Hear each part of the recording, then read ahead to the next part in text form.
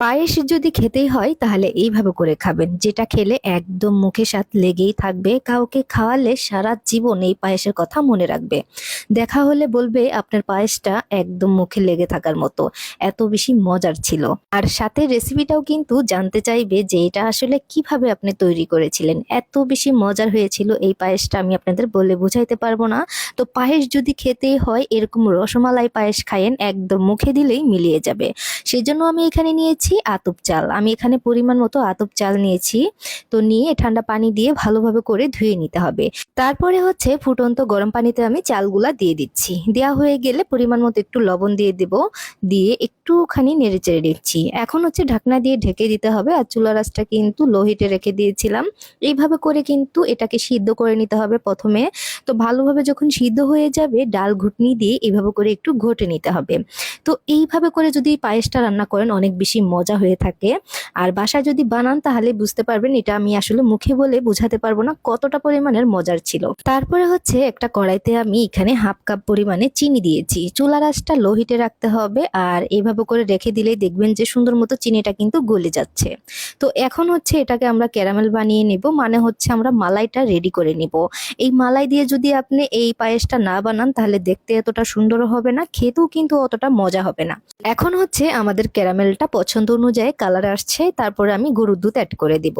দেওয়া হয়ে গেলে নেড়ে চেড়ে নেব। ভয় পাওয়ার কোনো কারণই নেই, এটা কিন্তু আস্তে আস্তে সুন্দর মতো গলে যাবে, কোনো সমস্যা হবে না। আমি এখানে হাফ কেজির মতো গরুর দুধ অ্যাড করে দিয়েছি আর স্বাদ মতো চিনি দিয়ে দিব।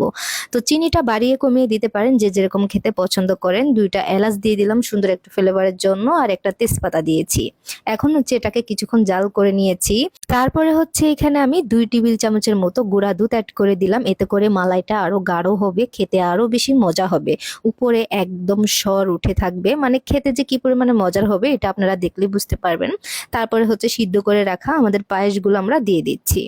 তো দেয়া হয়ে গেলে এই চামচটা দিয়ে কিন্তু খুব সুন্দরভাবে করে এটাকে মিক্স করে নিতে হবে। আর এই পর্যায়ে কিন্তু চুলার আঁচটা মাঝামাঝি রাখতে হবে, হাই হিটে কোনোভাবেই রাখা যাবে না। আর চুলার কাছে থেকেই কিন্তু এই কাজটি করে নিতে হবে, চুলার কাছ থেকে সরে যাওয়া যাবে না, তা না হলে কিন্তু কড়াইতে লেগে যেতে পারে। সেজন্য একটু ধৈর্য সহকারে চুলার কাছে থেকে এইটা নেড়ে চেড়ে রান্না করে নিতে হবে। তারপরে হচ্ছে কিছুটা কিশমিশ আমি অ্যাড করে দিচ্ছি। যখন দেখবেন এরকম মানে বটবট ওঠা শুরু করেছে তার মানে বুঝে নেবেন এটা পারফেক্ট আছে। আমি নামিয়ে নিয়েছি। নামানোর পর দেখেন উপরে এটা কিন্তু সরের মতো একদম হয়ে আছে, মনে হচ্ছে যে সর বসে গেছে। এত লোভনীয়, মানে এটা খেলে শুধু খেতে ইচ্ছা করবে আর থামতে ইচ্ছা করবে না, এত বেশি মজার হয়ে থাকে। পায়েস যদি খেতেই হয় এভাবে করে একবার হলো ট্রাই করবেন। একইভাবে পায়েস না খেয়ে একটু ভিন্নভাবে করে করলে কিন্তু খেতে দারুণ হয়। তারপর হচ্ছে এখানে আমি বাদাম দিয়েছি আর কিছু চেরি ফল দিয়েছি উপরে। এভাবে করে যদি আপনি প্লেটটা সাজান দেখতে অনেক সুন্দর লাগে। কোনো মেহমান আসলে তাকে দিলে অনেক বেশি খুশি হয়ে যাবে। তো সবাই অনেক ভালো থাকবেন, সুস্থ থাকবেন। আল্লাহ হাফেজ।